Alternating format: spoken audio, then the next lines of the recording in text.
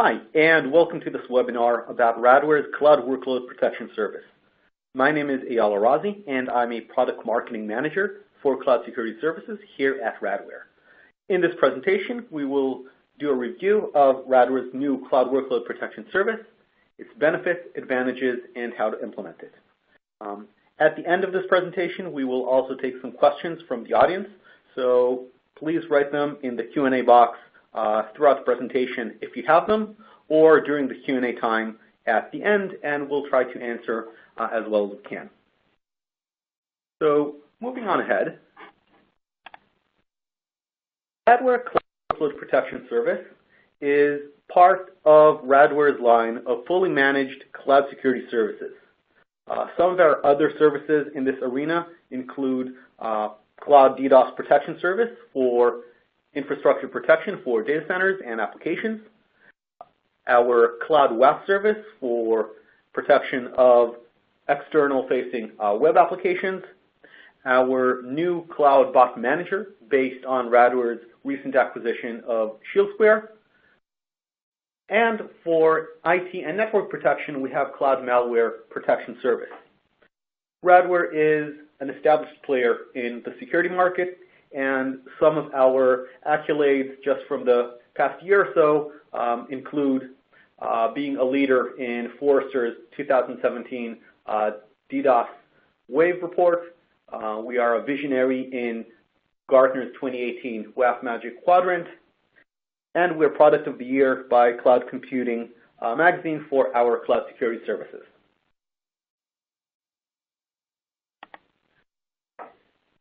In this session.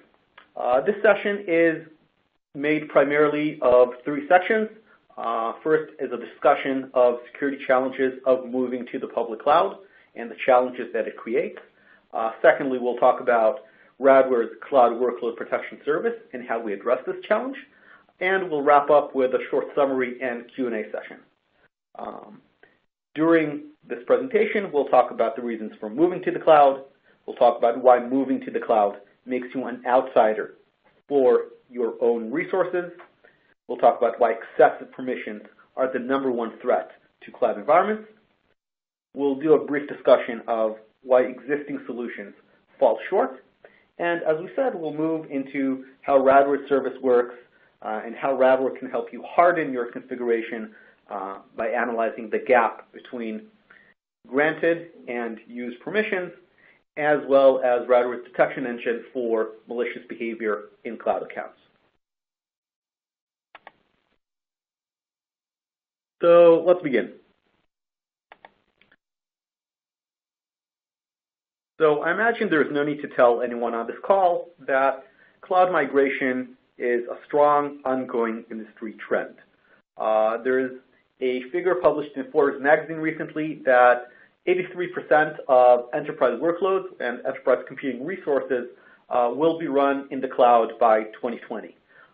Obviously, some of the key players in this industry are AWS, the leader in this category currently, Microsoft Azure, Google Cloud Platform, as well as other smaller or regional players such as Oracle Cloud, IBM Cloud, Tencent, and Alibaba, especially in the Asia-Pacific region, and so on. So the interesting question is not, are companies moving to the cloud, but rather, why are they doing so? And there are several answers to this question. One, of course, is price. Cloud-based services are frequently cheaper. You can pay only for what you consume. You can expand elastically, and so on. But this answer is only part of the overall answer. And actually, a lot of companies, especially larger companies, are discovering that migrating to the cloud a lot of times costs about the same as maintaining their own on-prem data centers. Of course, this changes from company to company, but the key point is that for a lot of companies, price is actually not the main driver. What is the main driver, however, is time to market. And this is a factor of the flexibility and the agility that the cloud offers companies and organizations, and how it allows them to bring up services, bring down services, expand elastically, and so on, and do so in the cloud far more quickly than they could ever do so by running their own on-prem services. So the key thing here is the agility that offers faster time to market. However, it's important to understand that this agility comes at a cost, and we'll talk about that in some of the next slides.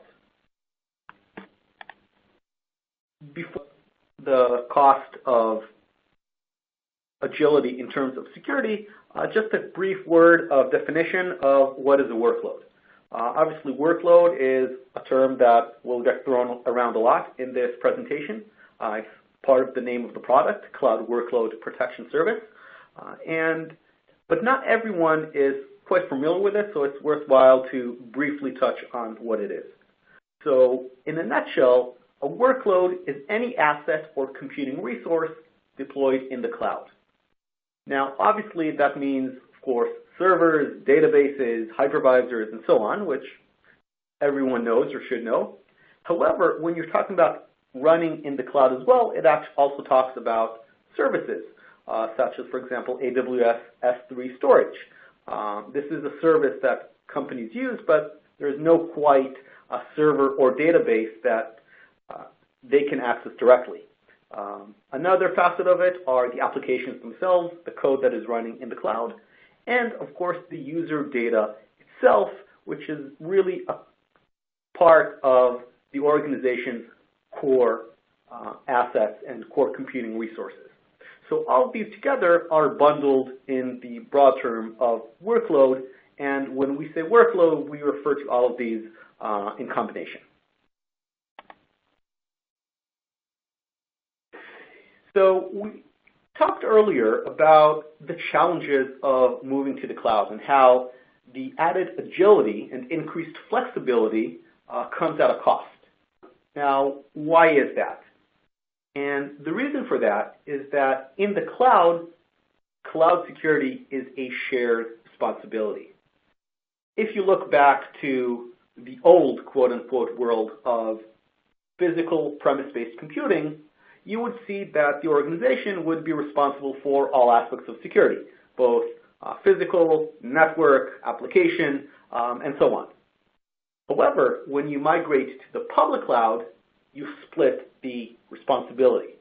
And as a result, cloud service providers such as AWS or Azure or Google Cloud are responsible for security of the cloud itself, of the core equipment that they're running, such as networking, storage, bare-bone metals, hypervisors, and so on.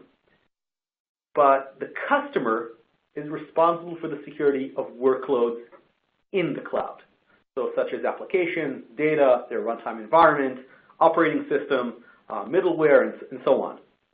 So it's important to understand that a lot of the challenge comes from this shared responsibility and what falls under the responsibility of each side of this bargain.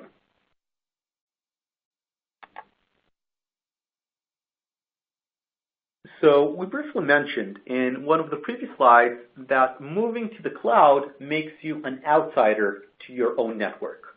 So what do we mean by that? So again, let's look at the old world, again, quote unquote, of the on-prem data center.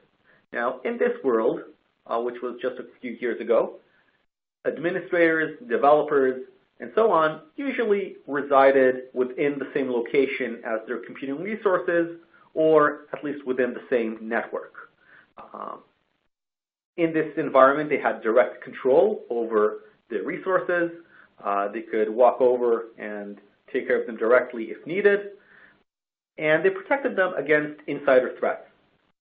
Now, security was primarily focused on perimeter defense against external threats who would come from the outside and would be protected against through mechanisms such as firewall, secure web gateway, web application firewall, anti-DDoS, and so on and so forth.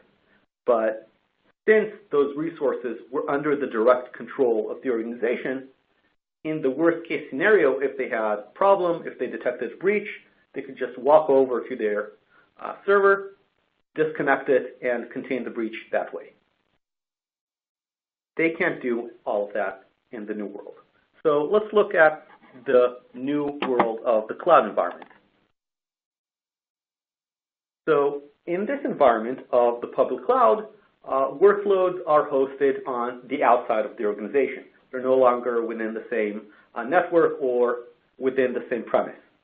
Now, as a result, organizations and IT administrators and security people relinquish direct control over their resources. We saw in the previous slide about the shared responsibility model, so this is one of the elements. They lose a lot of the control that they previously had in this new world of the cloud. Now, even more so, all of the access is now done remotely. So to stress it to extreme, IT administrators and DevOps have the same level of access to their resources hosted on the public cloud as a hacker sitting in a foreign country. And this is because all of this data, all of these resources are hosted in the cloud, they are publicly accessible, and all of the access is done via standard APIs, standard protocols, everything is documented and so on, so the base ability to communicate with those resources is the same. So this is why we say that when your inside is out, the outside is also in, and to take it even one step further, when your inside is out, the whole world becomes your insider threat. Now, in this environment, it emerges that your permissions equal your attack surface. So why do we say that? So we talked about in the previous slide on how both hackers and system personnel have sort of identical access to resources hosted on the public cloud. But since we already discussed on how moving to the cloud a lot of times is driven by increased agility and flexibility, it frequently leads organizations to grant excessive permissions to people who shouldn't have them in the name of speed and expediency. So as a result, excessive permissions are frequently granted to users who shouldn't have them. Now, moreover, a lot of those users never actually use most of their permissions. A lot of times they get just blanket permissions for a lot of services, but use only a very small subset of specifically what their job requires them. However, should any of those legitimate users ever become compromised, these excessive permissions can be exploited by hackers to do real damage within your network and use those same permissions not for the purposes they were granted, but for the purpose of stealing sensitive corporate data. So this is why we say that excessive permissions are your number one threat when you're in public cloud environments, and your top concern is how to limit excessive permissions and how to detect malicious behavior in your cloud account. And this is specifically what Radware's product does, as we'll talk in a little bit. So when we talk about exposure of cloud workloads, we usually group them in three general categories. One category is, of course, data breach. And this is also known from the world of physical on-prem computing, unintentional exposure or theft of data stored in the cloud, which of course results in exposure of sensitive corporate data, user details, and so on. Another type of cloud-native attack vector, though, which is more unique to the cloud, is account compromise, in which case attackers gain access or take over the access credentials of the company to their cloud accounts and can effectively run their operations. They can block access to the legitimate company, they can delete resources, they can disrupt it, and there have been cases in the past where hackers have gone into a cloud account and simply deleted all of the resources and data inside of it, effectively shutting down the company. Now, so this is the second category.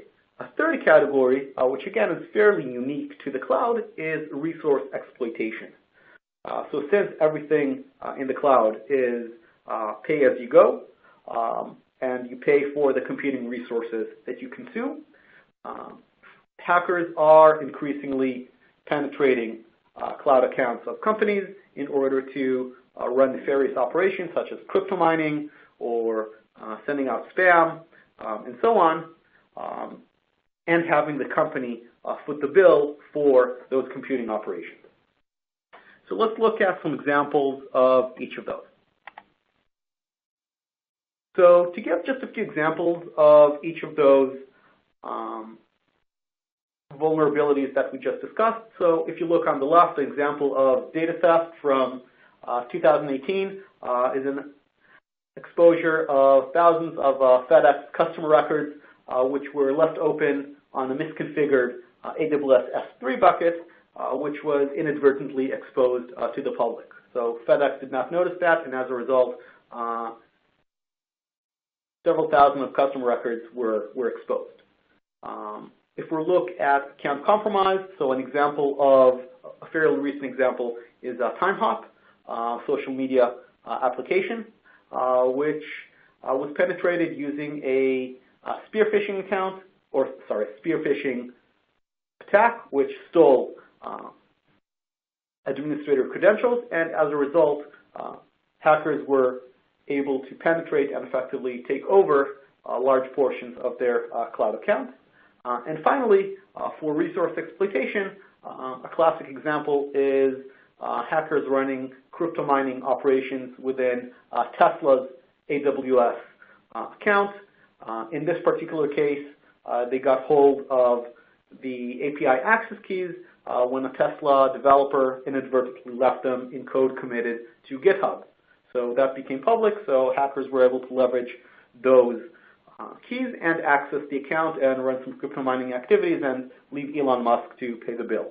So these are all examples of real-life scenarios in which some of these vectors were exploited. Now, apart from the damage itself that it creates to the companies, obviously, which is very severe, you can see how in each and every one of those cases, the attack vector was completely different. So in the FedEx example, it was a misconfigured and publicly exposed server. In the TimeHop example, it was a spear phishing incident. And for the resource exploitation Tesla example, it was unsecured AWS API keys that were left in a public place, in GitHub in this case. So you can see that in each of those, it was a very different attack vector, and not always we could have implemented measures to protect against it. So the takeaway from that, apart from the damage that it causes the customers themselves, is that you should always assume that your credentials are exposed. There are any number of ways that credentials can become exposed, and you should assume that this has happened or can happen. So as a result, what companies need to do is to think how they protect the next step behind it, how they protect the permissions, how they protect permissions from being exploited, and how they detect activity when it should be reported. And we'll touch on that in a moment.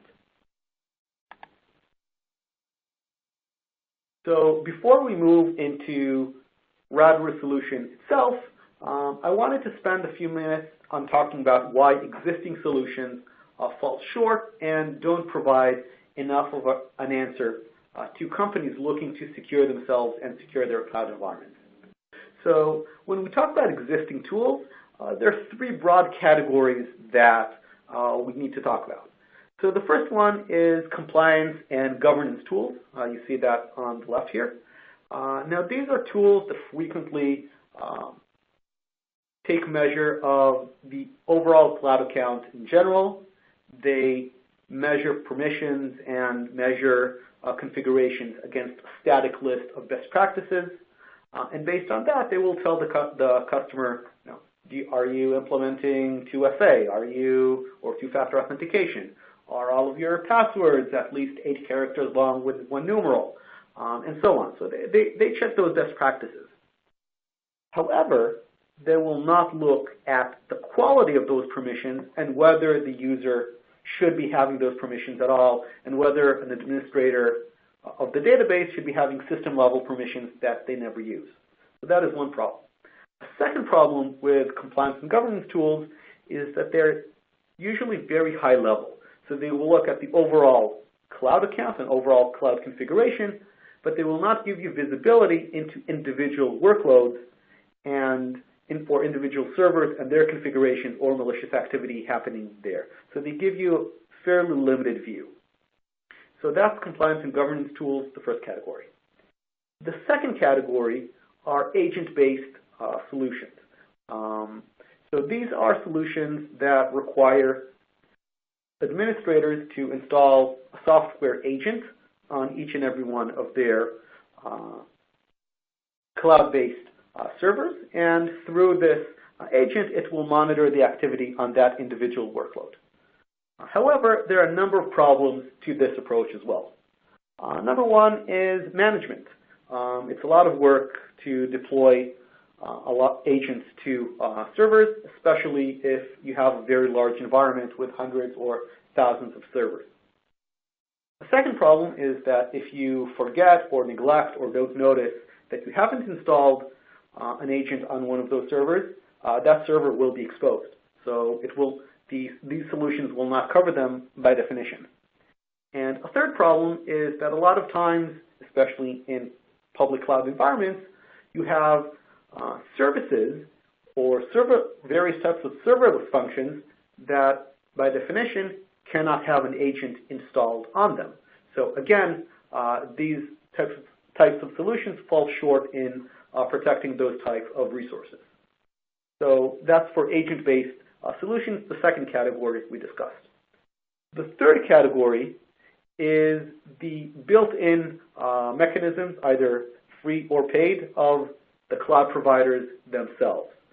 For example, those provided by AWS, Azure, Google, and so on. The problem with these solutions is that they usually provide a fairly rudimentary level of good enough security, but they do not provide a level of security that rises to the enterprise requirements of large-scale enterprise organizations.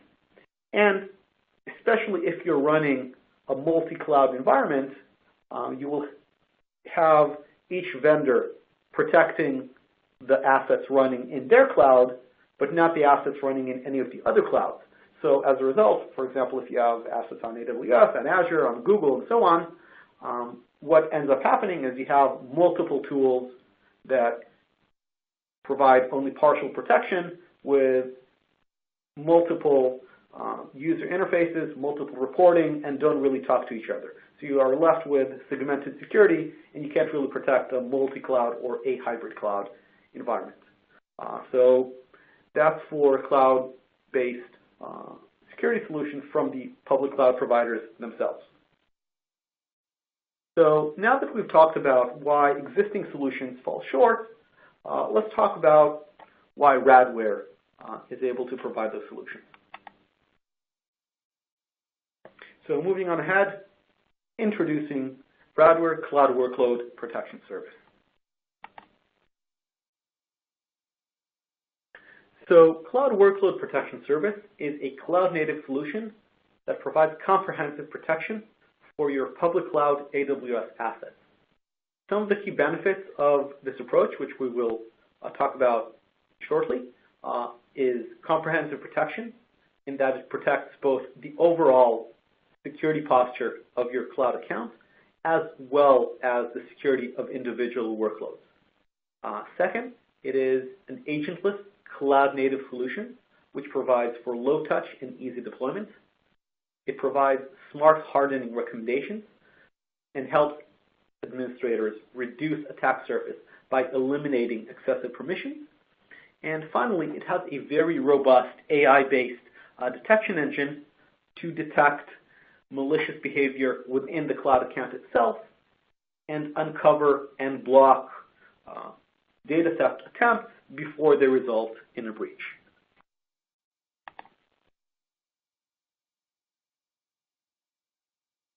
So touching on the element of comprehensive protection, So if we think back to what we talked a couple of slides ago about the different types of existing solutions and how they fall short, so Radware solution provides protection both of the overall security posture of the overall cloud account, as well as protection of individual workloads against malicious activity, as well as cloud-native services, such, for example, as AWS S3 storage buckets, which don't quite have servers.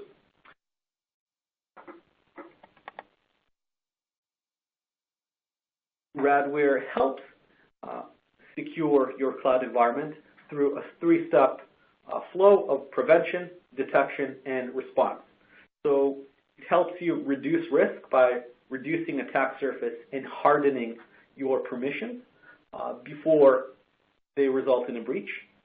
They help you with timely discovery, next, of suspicious activity indicative of data theft attempts within your account, and again helps stop it before it results in a full breach. And finally, it helps with fast mitigation, the response element, providing by both manual and automated security mechanisms to stop such attempts, again, before they result in a breach and before they lead to damage to the company. So let's look now independently at some of the specific features that we just mentioned. So first one is the agentless cloud-native solution. So as we pointed out, Radware Cloud Workload Protection Service is an agentless cloud-native solution that requires no installation of additional hardware or software.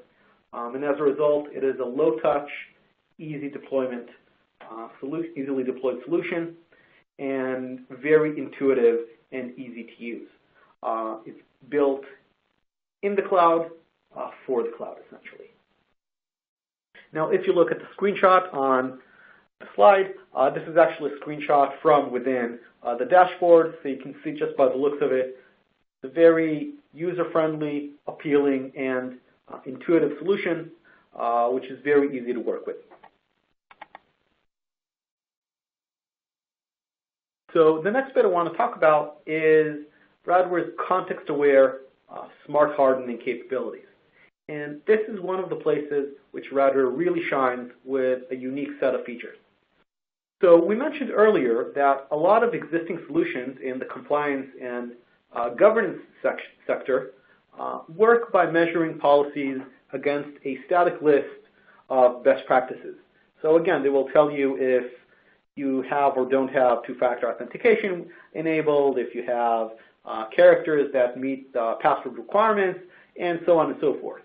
But they will not tell you about the quality of the permissions that you grant your users and whether they should have them in the first place.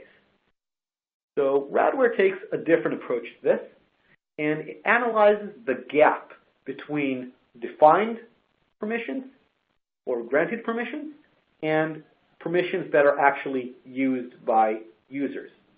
And once it maps out which permissions are granted, are defined, and which permissions are actually being used, it will apply the principle of least privileges and provide administrators with smart hardening recommendations to basically eliminate those excessive permissions. Now, this goes a long way into fortifying your overall security posture because it reduces a lot of the gap space that hackers exploit in order to do activities that they shouldn't be doing and lateral movement and privilege escalation within the cloud account.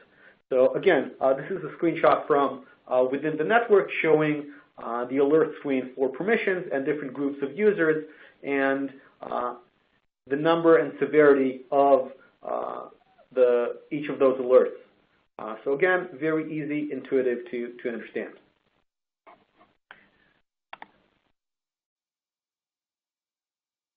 So the last item that I really want to drill down on and discuss is Radware's detection engine based on advanced machine learning algorithms. Now, the challenge that a lot of system administrators and security people and security tools have is that looking at an individual event doesn't really tell you much about whether that event is legitimate or not. Rather, you need to know the overall context in which that event exists. So this is exactly what Radware's detection engine does. It looks for malicious behavior indicators within your cloud accounts, or MBIs. And when it detects such malicious behavior indicators indicative of potential data theft attempts or anomalous activity, it will alert on them. And more importantly, it will correlate individual events into streamlined attack storylines. Now, this helps administrators see the step-by-step progression of potential data breach attacks, and the system will alert and even in some cases block such activity automatically when it crosses a certain threshold. So again, this detection engine is one of Radware's unique points and a very potent tool in stopping data breaches before they actually lead to exposure. So before we wrap up, I briefly want to touch on the overall service flow. So Radware, as I mentioned, is an agentless cloud-based service. It works by back-end integration and log collection from your cloud environment directly, which it then takes and applies within Radware's own cloud environment to run its AI analysis engine. Based on this AI analysis, it will generate, first of all, configuration warnings to alert administrators to potential misconfigurations and excessive permissions so they can harden their security posture, they can harden and reduce their attack surface. So that's number one. And second, once it detects a potential attack, it will alert on that attack and again show the attack progression and alert on potential data breach activity or potential data theft activity as well. Now, with those two, administrators are able to respond with a combination of both manual or automated tools and block such malicious activity before it leads to data exposure. So let's just look briefly at a case study from one of Radware's customers. In this case, a major ad platform running on top of AWS, a completely cloud-based company, born in the cloud, so to speak. They have a very large operation with over 12 virtual public clouds, or VPCs, running over 7,000 machines total, and you can see constantly machines going up or down on a daily basis. With a lot of users, over 640 users operating within this environment, with a large amount of storage buckets, a number of databases, and so on. So when Radware ran this tool for a short time in September of 2018, even within a very short time of just a couple of weeks, we were able to detect nearly 300 actionable hardening recommendations and over 350 malicious behavior indicators indicative of potential breach activity. So let's look just at one of those configurations. So this is an example of permission hardening, where one of the alerts we found, for example, was a group of users with unused code execution permissions and full AWS storage access. So these are very extensive and very wide-ranging permissions, and yet large groups of users had them, unnecessarily so, which of course, had any of them ever been compromised by a hacker, could have been leveraged for full access of all storage data. So this is something that is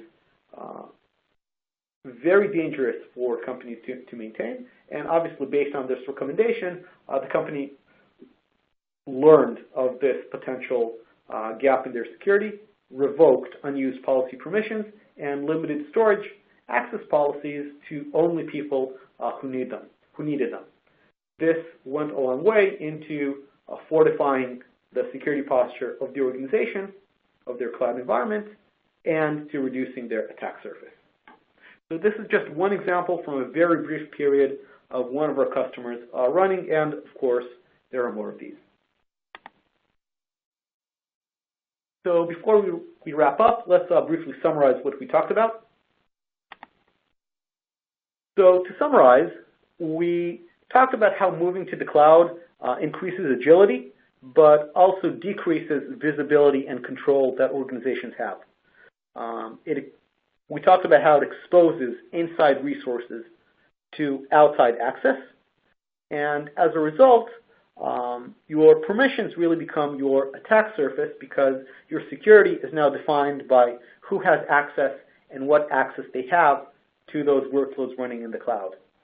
Now, existing solutions, as we pointed out, provide only piecemeal coverage and don't really provide comprehensive protection. Radware's Cloud Workload Protection Service, on the other hand, does provide that comprehensive protection for both high-level cloud security posture of the overall cloud account, as well as protection of individual workloads. It provides smart hardening recommendations based on analyzing the gap between used and defined permissions and helping administrators eliminate unused permissions. It has a robust detection engine that detects malicious behavior indicators and alerts on them and correlates between different events to help administrators identify when an attack is going on and block it. And finally, it is a cloud-native, agentless solution that is low-touch and easy to deploy. Now, the benefit to organizations, of course, is that it helps secure them against cloud-native attack vectors, such as data breaches, account compromise, or resource exploitation attacks, as we've shown in some of the examples. So before we move to the Q&A section, just a brief word on what next. So first of all, I hope this presentation was helpful and instructive to you. I would encourage you to take what you learned here and apply it to your environment and assess your own needs and vulnerabilities. If you judge this to be something that is relevant to your organization as well, I would encourage you to get in touch with Radware and request a free online demo of our solution. If this is something that can end up interesting you as well, then you could move into a full POC or proof of concept in your environment to see how it integrates and how it can give you just a taste of how it can protect you in full before you deploy the solution in full.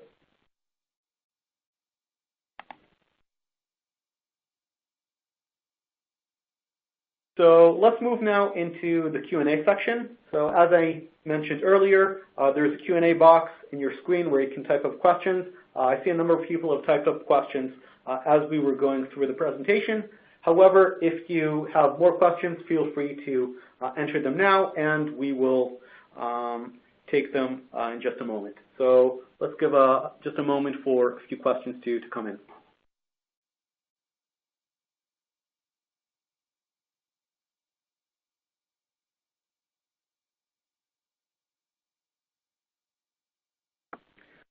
So we have a first question here that asks that if permissions are the core problem, as we've discussed in this presentation, aren't strong authentication mechanisms and strong password rules enough for protection?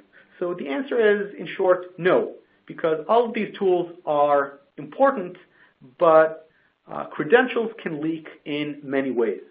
Credentials are sold wholesale on the darknet, and we've seen actually in some of the examples that we've shown that there is a variety of ways in how they can leak. So you should assume that your credentials are already compromised. So if that's your basic assumption, the next question is, how do you minimize the damage? And you do that in twofold. Number one, you limit the potential damage by eliminating excessive permissions and reducing actually the number of permissions that users have that they don't need. And secondly, you analyze activity within your cloud account to detect malicious behavior that is indicative of potential data theft.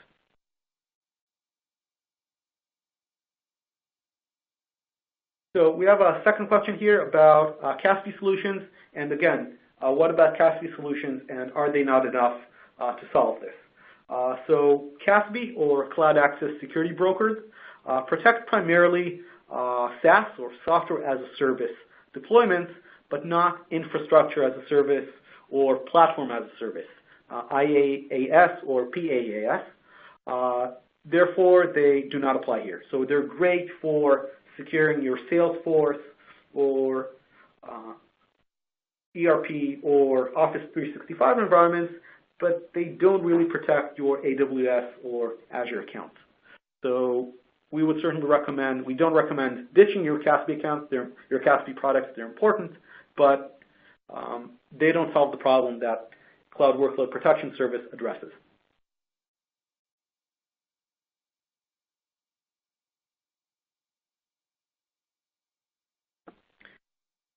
So we have another question here on how to get visibility. How do you get visibility into individual workloads without an agent? So as we pointed out, Radware solution is an agentless solution, a cloud-native solution. And the way that we get visibility into individual workloads is by workload-specific logs and system calls, which we're able to get through the cloud account. Now this allows visibility both into the core operating system, system calls, and communication activity of the individual workloads, as well as it allows for the protection of non-server assets, such as cloud-native services, such as S3 or RDS and various serverless functions. So even by leveraging just cloud network level logs, we're able to get visibility into those workloads. So we have here one final question, and we'll leave it there, on how can I learn more? So that's a great question. So if you find this information helpful and interesting to you, then by all means we encourage you to contact your local Radware sales representative or reseller, or visit us at our website at www.radware.com, where you can contact us as well, or connect with us on social media through LinkedIn, Facebook, or Twitter. And you can ask to both get a full online demo as well as a POC or proof of concept within your cloud environment.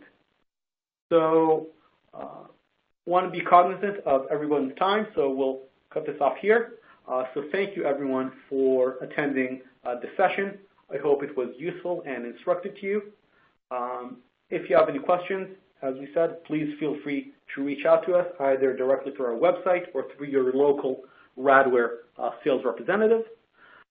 And thank you everyone for attending, and we hope you enjoyed it. This presentation, needless to say, will also be available for viewing on demand through links that you'll be getting by emails after this presentation, as well as on-demand view through Radware's website in the future. So again, thank you everyone, and have a great day.